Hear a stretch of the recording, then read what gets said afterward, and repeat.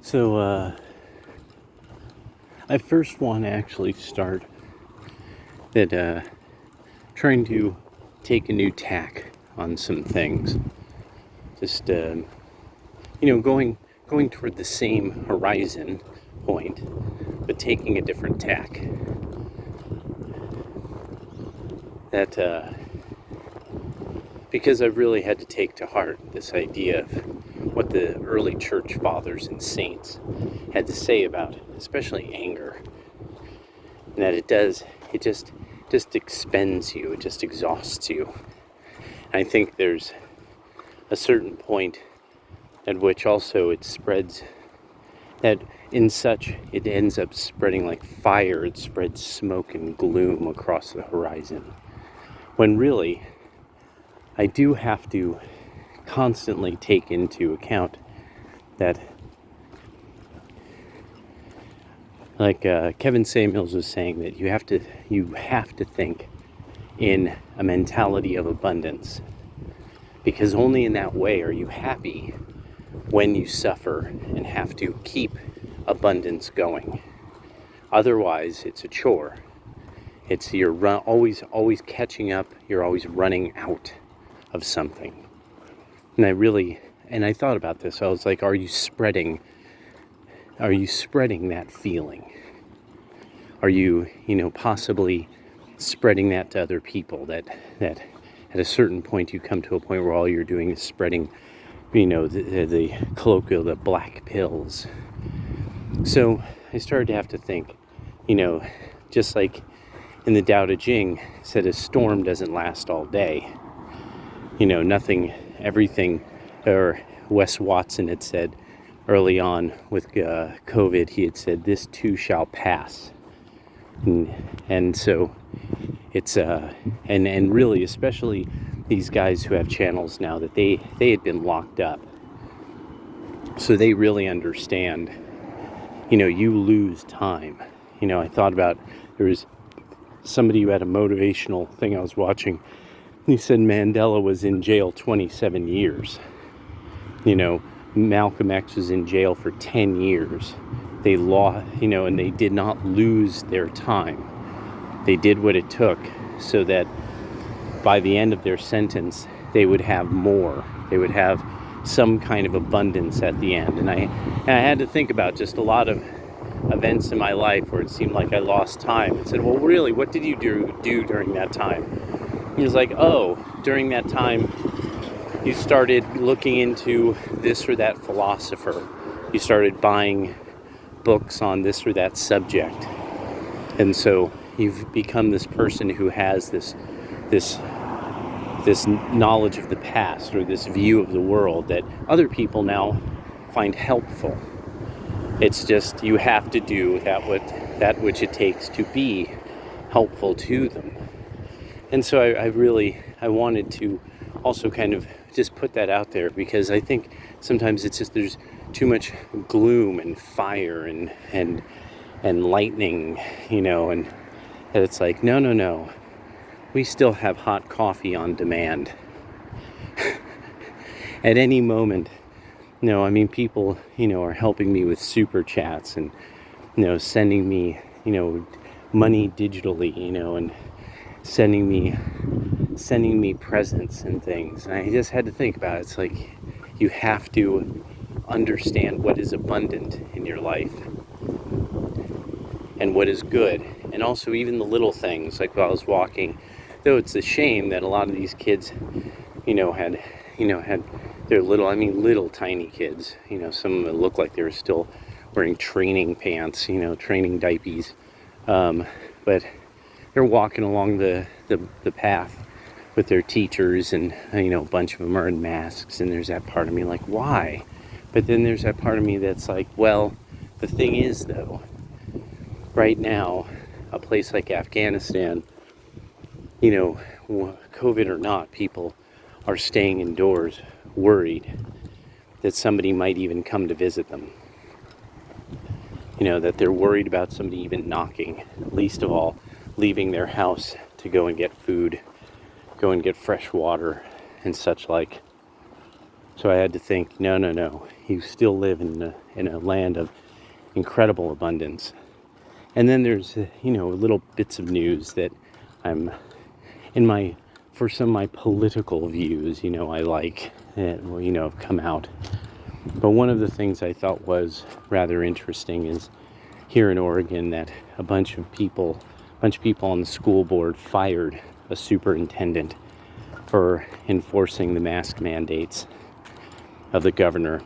And really, this is one of those things of the idea of subsidiarity and local power. That's very, very important, and that power comes down. Power only comes from the bottom upward, and that really our structure still supports that. It's just a matter of people really insisting, I have power. I am not just one person in a mass. I'm important. And then when comes, more people in agreement with such a point of view, then becomes we are important. And so whether people agree with that firing of the superintendent or not, it's that the community said, we have the power and the right to fire you. We don't like what you're doing. You don't get this job for free. You have to do what is in our interests. That's why you have the job. You're here to serve the public. And even thinking about this is one of those things of, I had to kind of evaluate even the idea of like, oh, this constituency or that constituency is, and then you apply some negative term or something, and you all know that I've been definitely guilty of this. You're a subscriber to the channel. If there's any videos that you want to see, remember, I've set them to private. I didn't erase them. So if there's something that you're like, hey, there was one that, it discussed this subject or that subject, I could try to look. I'll probably even post in Discord now and then links to a few different, the private links to a few different videos that I've made that I thought were particularly good, because in doing that, I found that there was a filter, and I could actually look to see which ones were the most popular, and so I could put them so that people could see them again if they would like. And I made sure to try to leave up as many of the DJ sessions as I could, as those are very positive energy. Even though I think in many cases you'll have to do something so that you live in Azerbaijan so that you can see it, because it's blocked in this country or something. There's a number of them that because of one or another song I played, it's, that's blocked. Nobody can watch it, because then, some record company, rather than advertising that album, they, rather than seeing this as a chance of selling the album, they're going to block it so nobody will ever know this song existed. I really don't understand why YouTube doesn't try to figure out how to do stuff like that. Why? Well, do you want to monetize this and have the advertisement for that song in the ad? Yeah.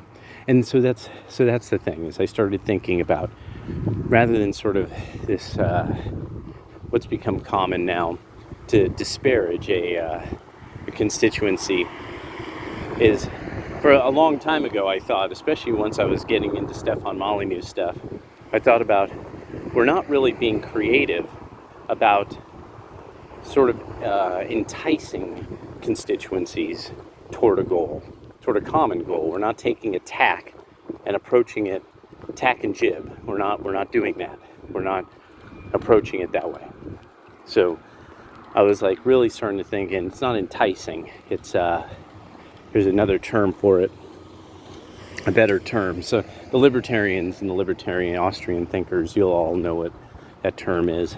It'll come to me.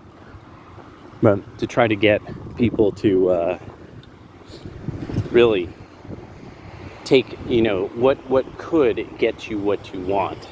And it's really the inputs versus the outputs. And this is something that I think that has not it's hard right now for the party Republicans, and especially people who are going to run as for office as party Republicans and such. They don't have this approach of, well, why aren't they just saying to people, you want this outcome of kind of handouts to the poor, or allotments to people, try to make things fair, try to balance the scales of wealth and poverty. But, well, why are you then handing the central government this money, knowing that most likely it will be misspent? And we all understand that it's because a lot of officers, public officers, want to misspend the money. It behooves them to have this budget that's constantly unallocated, that they could dedicate toward anything and everything, even though when it comes to normal people, well, people hand you money over PayPal and Cash App. I mean, like, imagine if almost every government program had a Cash App to it.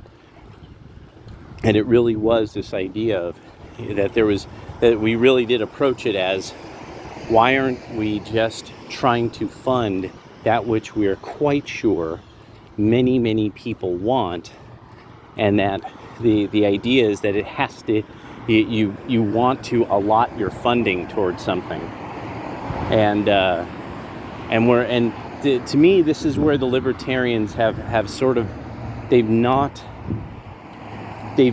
provided they haven't provided anybody with this sort of idea in a way that they could say this can work, and here's how. That this is the steps in legislation, so that we really have a budgetary process, that we actually have to divorce a lot of departments from some kind of centralized budget, and make various projects that are supposed to be necessary or needed something that can be funded, and funded quite directly by people, and really by normal people, rather than interests that are going to get the contracts for them, like Kellogg, Brown and Root. I mean, almost everybody really is quite upset that keeps happening. That an organization like Kellogg, Brown and Root always gets the contract.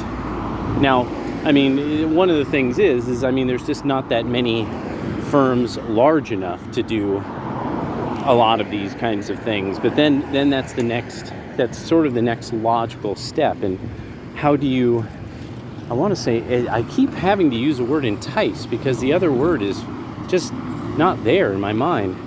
Whoa, there's a big stack up of traffic. Let me just wait a second. I like to just flow. Don't like to be that rock in the river. No river rock. No, don't be a boulder. You're gonna carry that boulder. But yeah, it's like this idea of, why then aren't we saying, beyond that, is there not some way that anything could be done at tiny points, at very small points? And this is something that, you see people do.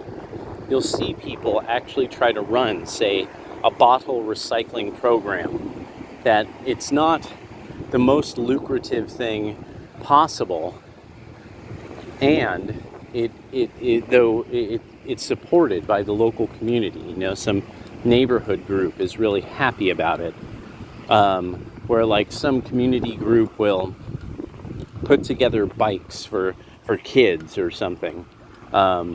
Just the very idea of people putting together a GoFundMe or a Cash App or something like that for some kind of program or some kind of idea that they want funded. And that really, how is it that we don't really have, say, something like the libertarians especially positing this, and really where this is something very, very Republican in nature too. That, now something like fixing a system of dams, that might not quite work the same way. But one of the first places of starting this is to really approach just the very conversation of, why do you keep thinking you're going to get the outcome of peace when, if you give money to the central government, it will typically go to war, whether you like it or not. And that to fund a lot of what people want, you end up having to leverage debt. And, isn't this not the outcome that you want? That you wanted this outcome, a constituency then demands this input, but they're not really getting the outcome they want. So you're not getting the output. And this is, politicians are corrupt, this, that, and the other. Well, now we're starting to see, people, either, whether we like it or not, about the way that activists went after Trump constantly, they were very effective. I mean, they got people together to do what they wanted to do, whether we liked it or not. And so, so how do we then entice through an approach to politics where it is that type of populism, where what is the outcome that we're looking for? Because now at this stage, a lot of outcomes are, how do we stick it to this or that constituency? And that's no good. There was actually a thing Dick Morris had brought up today, that I just saw it in passing as I was looking through YouTube, and seeing that story about that person at the LA spa is actually that other witnesses have come out and said, no, this person was really, they were trying to expose themselves, that's what they were doing. This was not somebody who was just being them, they, their, it, we, she, they. They were really trying to expose themselves and to underage girls as well. And there's specific kinds of realms of activists that what outcome do you want if those are the kind of people that you're willing to do violence over and make yourselves look like you're a crusader for somebody who, it turns out, is now facing charges of exposure. And I mean, that you're supposedly against violence toward women and such like, but you end up defending these people who are consistently violent to women. As we've seen with some of the more famous recent police shootings and stuff that have been protested, that there's a woman saying, he has my baby, and but people are mad that the cop shot him, and it's like, are you not getting what some of these people are bad people, and you're looking bad for not just defending them, but for defending them to the point where you're resorting to mass violence, and then that's being fundamentally and tacitly approved of by an entire political party and its infrastructure. And at local, county, and state levels, are you not getting that? You are not, now it's very obvious, you are not getting the outcomes you want. The street brawls are now starting to show that you are not getting the political outcomes you were probably hoping for with social justice at all. And so, and also the recent Supreme Court decision has also shown you are not getting the political outcomes you want whatsoever. Because that's state legislation, and that's one of the largest states in the union. And more people are moving there. You're hemorrhaging people from California to a state that has now passed legislation. It's now passed constitutional muster that you have not gotten what you wanted.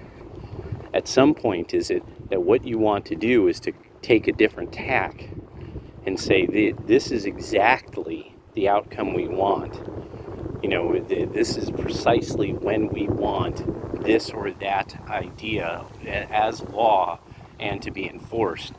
And so one of the thing that made me think most about this was the flooding that has happened in New York. That this is really the problem with rail systems, that some people don't get this about the United States and wanting rail systems, is that we don't have the ancient Roman road system. So we don't have this sort of tried and true, 1 to 2,000 years of roads that we could base rail around that Europe does. So when you have systems like subways, I've even seen this happen in San Francisco, California, that the rain was so bad, and then the combination of rain and cold got to the point that the M train could not get up an incline of about 15 degrees. Like it was stuck. Like that they literally had to stop, roll backwards, and then try to take the 15-degree incline again. Now, anybody who knows about like the Stonestown Mall, the stretch from Stonestown Mall to West Portal, like you might never have seen this if you lived in San Francisco. Like something like that happened. That really happened.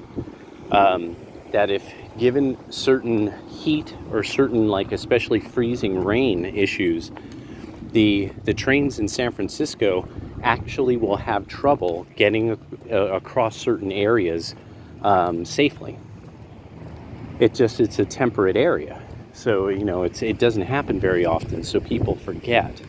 So a lot of times I'll see people posit this idea of if America, if you only had trains like us Europeans, and they don't really get, like, I don't think you understand, we've thought this through, that we have shockingly intemperate zones that are not that Europe has already been prepared for by having road systems that have been there for over 1,000 years, so that different armed forces and different trade routes can get here and there. You have rivers uniquely unique to Europe. You have river systems that are consistent, that are absolutely consistent river systems, where in America that's not the case. That there's, like, even people here in the western states have forgotten the actual history of our river systems. And in the western states, people have forgotten that it was an incredibly arid region, and we only brought water here artificially. And to do that, we had to change the course of rivers and streams in such a way that it completely changed the lifestyle of the people native to the area. It completely changed we're even, this is one of the major debates now, is what do we do about things like salmon runs, because of all of these systems of reservoirs and rivers that we absolutely rely on. Do you just move millions of people from an area, and then where to? Where should they all relocate? How do you entice people then instead to make the environment such that you get the outcome you want? Why do the sloughs of Eugene not have enough water running through them all the time that you can have fish? I know that might sound crazy to people who've seen Eugene and have seen the slough and know about the wetlands, but I mean, is it that crazy of a question to ask? Do we want the outcome of diversity of species, having fish, having wildlife thrive within the urban, exurban, suburban setting? Well, if you want that outcome, is there a way of enticing it? See, I'm really trying to think of it from taking a different tack. What do you do if the promise of Christianity is that if you obey the commandments of God, the reward is theosis, is merging back with the good, the great, the most wondrous, the paradisical.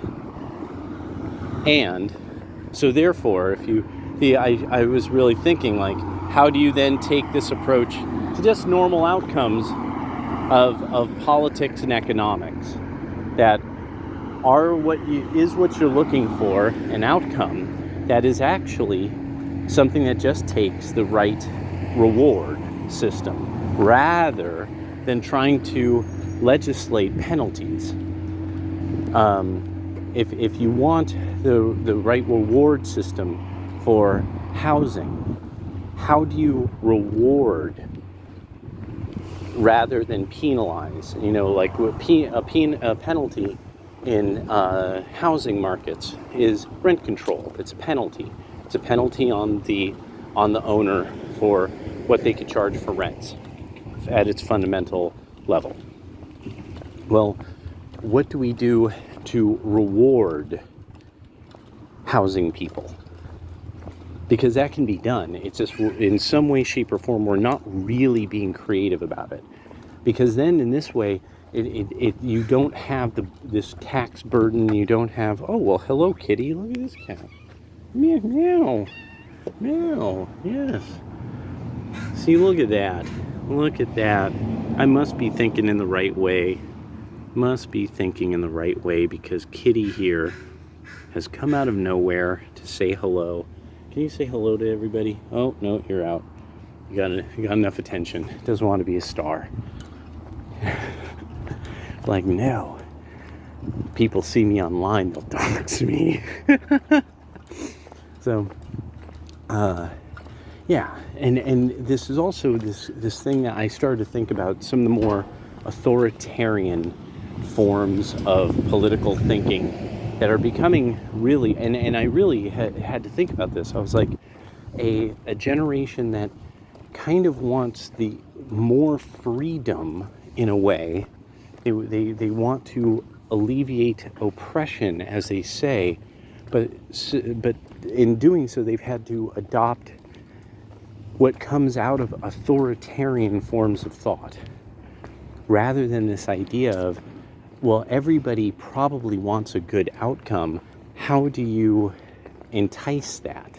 How do you reward the good outcome? And I know it seems like kind of pie in the sky, but this is why people offer benefits at jobs. I mean, this is why you even give the concept that you can get a raise at a job, is because it entices the kind of behavior that you want to see in the long run. So what is the outcome that we're really looking for, and how do we reward it? Just some thoughts that I was having. About that kettlebell video, I probably will shoot it later today. All right, later.